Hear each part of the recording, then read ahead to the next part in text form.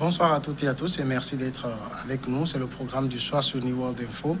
Nous commençons avec le décryptage de l'actualité comme toujours. On parle ce soir du Mali. Le Mali où au moins 24 soldats ont été tués dimanche dans une embuscade imputée aux djihadistes dans le centre du pays, épicentre des violences auxquelles est en proie le pays. C'est ce qu'a indiqué l'armée lundi 15 juin. Le bilan de cette opération menée dans la localité de Boukawéré, au sud-est de Djabali, à une centaine de kilomètres de la frontière mauritanienne, pourrait être encore plus lourd. On va tenter de comprendre la situation avec Mamadou Diouf, notre éditorialiste. Bonsoir Mamadou Diouf.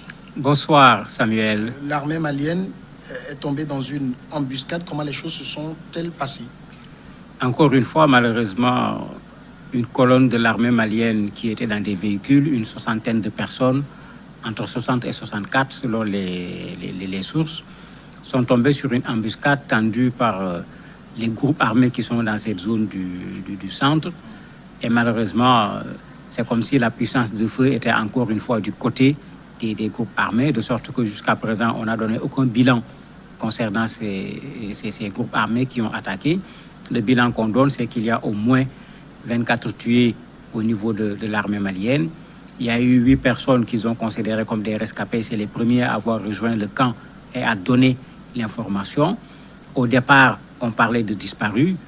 Sur les derniers communiqués qui ont été donnés par l'armée malienne, on ne parle pas de disparus. Mais quand on fait le compte, par rapport aux chiffres qu'on a donnés, par rapport à 64, il y a encore des gens qui manquent à l'appel. Est-ce que c'est des gens qui, comme ces rescapés, sont allés dans un autre endroit, on ne les a pas encore revus, ou bien à la dispersion, ils sont morts, les corps n'ont pas encore été retrouvés, on ne sait pas trop. Ce qui est sûr, c'est que les djihadistes ont fait ce qu'ils ont l'habitude de faire dans cette zone, venir attaquer par surprise directement les militaires eux-mêmes. Est-ce que ça veut dire que l'armée malienne elle-même n'a pas encore véritablement connaissance du bilan réel de l'attaque? Est-ce qu'ils n'ont pas connaissance? Est-ce qu'ils ne veulent pas dire? Ça va être difficile de savoir où se trouve le problème. Ce qui est sûr, c'est que quand ce convoi-là sortait des casernes, les gens savaient qui était là-bas. Donc, en principe, l'armée malienne doit pouvoir faire un bilan exhaustif en termes de morts, de blessés, éventuellement de disparus, comme ça se fait quand on ne retrouve pas encore une personne et qu'on n'a pas encore la certitude que la personne a été tuée ou pas. Mais dans le bilan, l'armée malienne n'est pas allée plus loin et ça a amené les journaux maliens à faire un peu de la gymnastique sur ce qui manque quand on prend les chiffres que l'armée donne et le chiffre global qu'on donne sur l'expédition qui était sortie. Il y a un manque. Où sont passés plutôt ces soldats qui n'ont pas répondu à l'appel ni au niveau du camp, ni parmi ceux qui ont été cités parmi les décédés. Quel genre d'opération menaient ces soldats au cours de cette sortie? En fait, c'est des opérations de routine, puisque le Mali avait changé de stratégie, puisque les soldats, les groupes armés attaquaient leur camp qui était très isolé. L'armée avait pris la stratégie qui consistait à regrouper les soldats dans des camps beaucoup plus consistants, et maintenant, de ces camps, sortir pour aller faire le tour et sécuriser ces zones. Donc, ils étaient dans leur rôle en tant qu'armée pour sécuriser le territoire malien et les autres, certainement, avec une information venant de on ne sait pour le moment pas où, ont dû tout simplement tendre leur traquenard en ayant la bonne information par rapport au chemin que ces militaires devaient prendre. Et par surprise, ils les ont attaqués et ont causé pratiquement une vingtaine de morts au niveau de leur rang. Alors, quand on regarde très bien cette situation, elle montre qu'en matière de renseignement, les djihadistes semblent avoir plus d'avance que l'armée. Mais c'est toute l'inquiétude dans cette zone, parce que la guerre, c'est également le renseignement. Tout le monde voit comment dans tous les pays, l'armée investit dans le renseignement sous toutes ses formes. Mais ce qu'on ne comprend pas dans cette zone, les Américains sont là avec le renseignement. Barkhane est là avec le renseignement. La MINUSMA est là avec le renseignement. L'armée malienne est là, ils font du renseignement. Le G5 Sahel est là, ils font également du renseignement. Mais ça pose problème quand toutes ces structures sont là. Une colonne aussi importante de 60 militaires se déplace. Il n'y a même pas un drone, un hélicoptère, quelque chose pour superviser, pour voir est-ce qu'il n'y a pas des gens dans la zone qui pourraient attaquer ce convoi. Ça pose problème. Et ça pose ce problème de coordination de ces forces qui sont là, toutes sur le territoire malien, mais chaque force avec son commandement, chaque force avec sa priorité par rapport à la lutte qui doit être menée, alors que l'ennemi, s'il est exactement le même, mais il est plus logique de mettre ensemble ses forces, de se partager le territoire malien pour pouvoir voir comment sortir le Mali de cette situation sécuritaire qui est en train aujourd'hui carrément de créer des problèmes dont les conséquences vont être énormes pour un pays qui déjà, même sans la guerre, était dans la difficulté. Est-ce qu'on va ici encore parler d'une attaque surprise? On ne peut plus parler d'attaque surprise. Il y a eu plus de 100 militaires maliens qui ont été tués dans cette zone du centre, dans la zone des 3 frontières. On ne peut plus parler d'attaque surprise, puisque les gens avaient constaté depuis longtemps que les groupes armés avaient changé de stratégie. Ce n'étaient plus les civils qui étaient attaqués, c'est les camps militaires qui étaient attaqués, c'est les convois militaires qui étaient attaqués. Ils l'ont fait au Mali, ils l'ont fait au Niger, ils l'ont fait au Burkina, mais le changement de stratégie était clair et net. Certains même disaient, mais attendez, la guerre asymétrique est en train même de changer, puisque aujourd'hui, ils partent attaquer les militaires, alors que généralement, c'est les militaires qui venaient les trouver dans les retranchements pour avoir un affrontement. Eux, ils s'attaquaient à des convois limités, aux populations civiles, à des ravitaillements, etc. Mais aujourd'hui, c'est clair, depuis quelques mois, on les voit dans ces 3 pays attaquer directement les militaires, de sorte qu'on se pose des questions. Est-ce qu'ils ont pu être armés au point d'être mis en confiance pour avoir ce courage d'attaquer nos armées? Ou est-ce que c'est nos armées, malgré toutes ces années, malgré les revendications des armées, malgré les revendications des familles des militaires, pour qu'on donne suffisamment de matériel à ces armées? Est-ce que c'est ce matériel qui n'est toujours pas encore suffisant? Il est bon que les gens puissent parler. Mais je me rappelle, quand le chef d'état-major des armées maliennes était allé à l'Assemblée lors d'une attaque similaire qui avait fait plusieurs dizaines de morts, mais il avait dit aux gens, nous ne pouvons faire qu'avec ce que nous avons. Et il avait dit clairement à l'Assemblée en ce moment qu'on n'a pas mis à la disposition des militaires maliens ce qu'il faut pour pouvoir faire face à la force de frappe des groupes armés. Est-ce qu'on est toujours dans la même situation? Si c'est le cas, il faut que l'État malien prenne ses responsabilités. Alors, normalement, pour ce genre de sortie, on devait avoir une armée, d'abord, qui est, j'allais dire, armée jusqu'aux dents et qui est préparée à toute éventualité. Mais tout à fait, surtout que c'est la zone du centre. On connaît cette zone depuis plusieurs années. C'est la zone où se trouve le GESIM. C'est là où se trouve ce groupe de soutien à l'islam et aux musulmans, avec Iyad Agali, Amadou Koufa et Droukdel qui a été tué récemment puisqu'il fait partie du groupe. On ne peut pas parler de surprise. On connaissait la dangerosité de la zone, raison pour laquelle les casernes de petite dimension, on les a enlevées pour les regrouper. Donc, ce convoi, s'il rencontre des terroristes, on ne peut pas dire que c'était une surprise.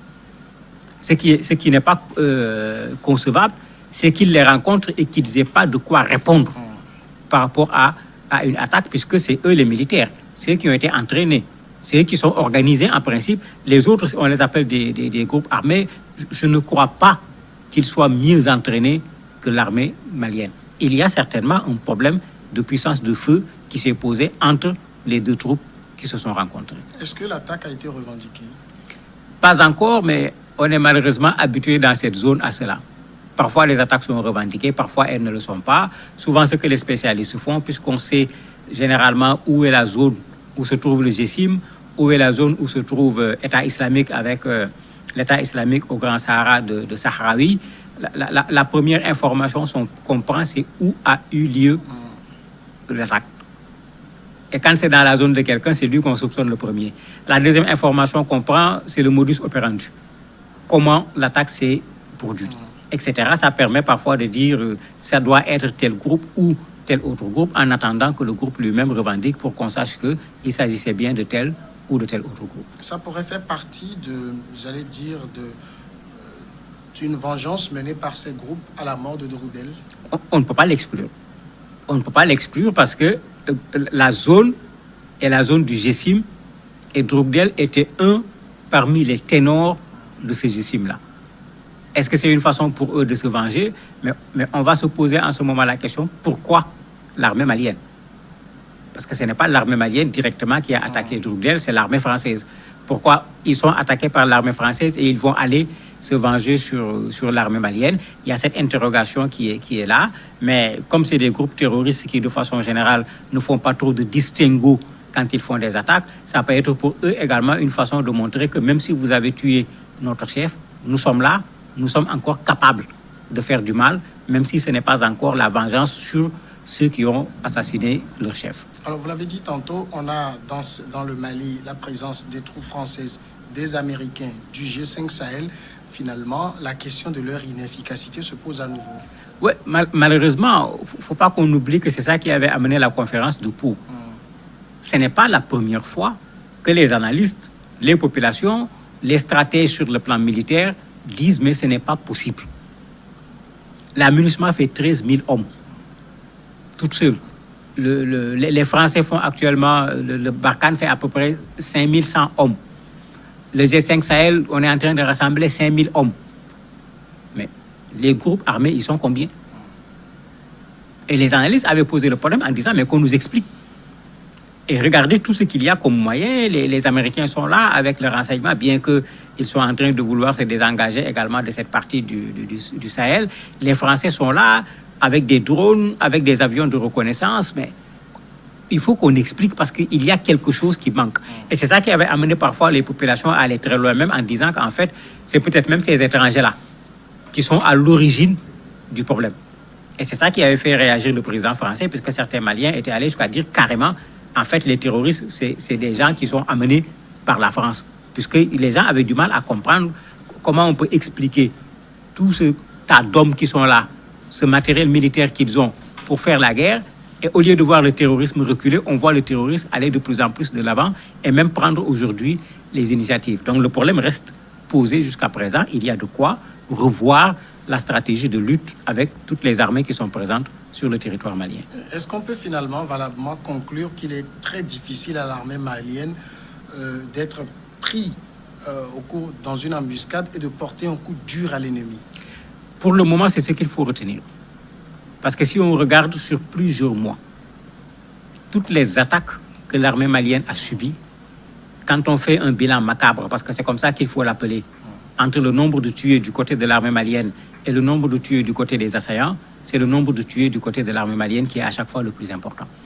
C'est pourquoi je parlais tout à l'heure de est-ce qu'il y a un problème de déséquilibre en matière de puissance de feu et est-ce que la puissance de feu est plus favorable aux assaillants qu'à l'armée malienne. Et ça, c'est un problème. Et certains Maliens y avaient cru. On a vu les femmes des militaires à un certain moment manifester en disant soit on donne les moyens à leurs maris qui sont en train de défendre le Mali, soit on les laisse rentrer à la maison si on ne leur donne pas les moyens pour défendre le Mali. Donc le débat ne date pas d'aujourd'hui et c'est comme si malheureusement, à chaque fois que ces assaillants font un coup, ça repose ce problème des moyens qu'on a mis à la disposition de l'armée malienne. Cette situation ne fait pas les affaires d'Ibeka qui est déjà sous le feu des critiques. Oui, Ibeka, je me demande pourquoi il a voulu être candidat encore. Aujourd'hui, il a un gros problème. Ibeka a devant lui une crise politique liée aux élections. On organise, on n'organise pas. Quand on a fini d'organiser les élections législatives, les gens ont contesté, etc. Il y a également Soumaïla qui est jusqu'à présent entre les mains des terroristes. Il n'a pas encore été libéré. Il est en face d'une crise sociale. Les Maliens se plaignent de la situation du pays. Il est en face d'une crise économique. Il est en face d'une crise sécuritaire. Il est en face d'une crise sanitaire avec Covid. Mais il a raison actuellement de s'ouvrir en disant qu'il est prêt pour un gouvernement d'union nationale, qu'il est prêt également même pour qu'on dissolve une assemblée qui a été élue, je ne sais il y a combien de temps, mais c'est pour dire que la situation du Mali aujourd'hui est extrêmement difficile. Et je crois qu'il ne serait pas juste que la communauté internationale reste les bras croisés devant cette situation parce que c'est dans cette situation, c'est en voyant un peu son incapacité à pouvoir faire ce qu'il veut faire qu'il est prêt à dissoudre une assemblée qui n'a même pas encore je ne sais combien de mois de fonctionnement et à partager le gouvernement avec les gens qui sont en train de contester parce qu'il se rend compte qu'il est difficile aujourd'hui qu'il puisse tout seul trouver la solution. Mamadou Diouf, merci d'avoir répondu aux questions. C'est moi qui vous remercie. On passe à la pause tout de suite et après l'invité de ce soir passe.